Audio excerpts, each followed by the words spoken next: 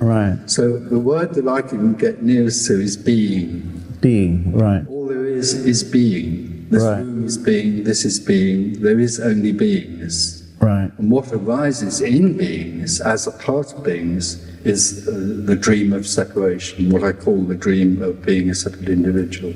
Right. Who then feels that there's a sense of loss, and they have to find why they feel a sense of loss. Right. So,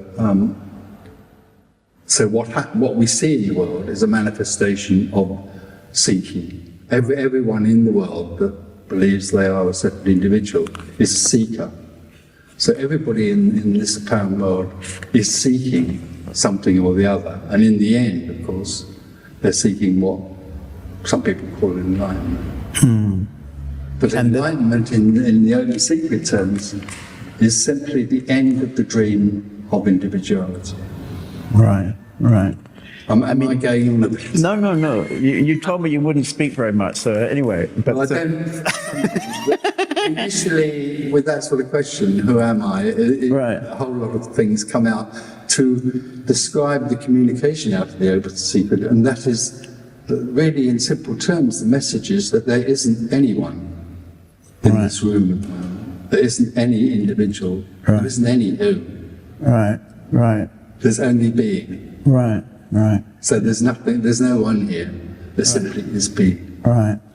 You just said something about seekers. You know, you basically said that almost everybody actually is a seeker. Almost everybody is seeking for something, which suggests that they're not content with the bit they've got and they would like to find another bit to make it all a bit better or something like that. Well, that's their idea. That's their idea, yeah? I mean, most people have this idea.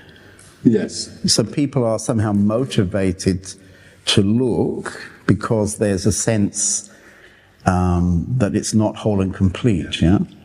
So in the context of nothing, could you address that? That so many people feel themselves not complete, yeah? Not satisfied, not content, not peaceful, not feeling love, and therefore they go out to get something. Yeah.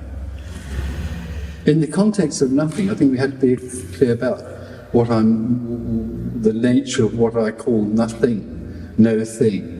It's indescribable. So the words, directly one starts using words to describe the indescribable, they aren't. They can't get anywhere near it. But no thing is the source of everything. And there isn't a no thing and an everything. Everything is no thing appearing to be something. Yeah, that's very clear, yeah. For the seeker believes and grows up believing they are something called a me. And they tend to obviously see the apparent world as separate from me, as something. So everything else is also seen as another something. What can't be seen by the seeker, because the seeker can only see from the point of view of being a something, what can't be seen is that everything in the world is both nothing and everything. Nothing and everything. When there is no one, when awakening comes, that is seen, but no one sees it. So as far as I'm concerned, there is no such thing as personal enlightenment. Enlightenment is simply the end of the person, or what I call liberation, actually. I prefer the word liberation. Okay. Many Western seekers are looking for enlightenment as if it is an experience. What is enlightenment? Well, Which doesn't exist. the problem for the seeker is that they think they have to find something else. Right. So they look for states. They look for states of peace or whatever they think enlightenment is. Right. For most seekers, the belief is that enlightenment is like a spiritual lottery. If they win it, then their whole life will then be free of suffering and everything will be wonderful and everybody will love them and all this sort of nonsense.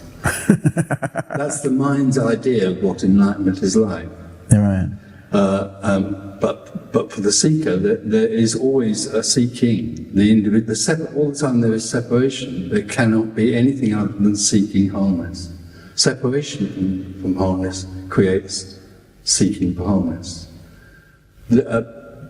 You ask me what is enlightenment. It's impossible, it's utterly impossible to describe enlightenment, but it has nothing to do with a person, and it has nothing to do with process. Right. It's not attainable. Right. When it happens, when it apparently happens only, then it is seen that all there is beingness, but it isn't seen by anyone. Right. There isn't anyone any longer having personal experiences. There isn't any person there that anything is happening to anymore. And that's another way you could describe this. There is just what is happening. So the difference between a seeker and liberation is that a seeker believes that everything is happening to them. In liberation, everything is happening Right. to no one. Right. Right. Right. So all there is, you could say, is life. All there is being. That's as near as I can get to describing what people call enlightenment. Because it's actually about death. It's about the death of the individual. Right. Right. And the other awful part of this message is that it's totally without hope for the individual. To come to a meeting is Right. about the worst thing an individual can do, because it's about the end of individuality. Right, right. So it's like coming to a meeting where your suicide is definitely happening in the future. Yeah. But what's interesting about it is that there's something in this message that totally resonates. And for some people, they may only come once and it's all over. Right. And for other people, they come a few times and the mind keeps on fighting this. But liberation is happening, and what's also fascinating is that after it's happened, there's still someone who comes to hear it because it's so joyful. It's such a stunning message. Right, right. I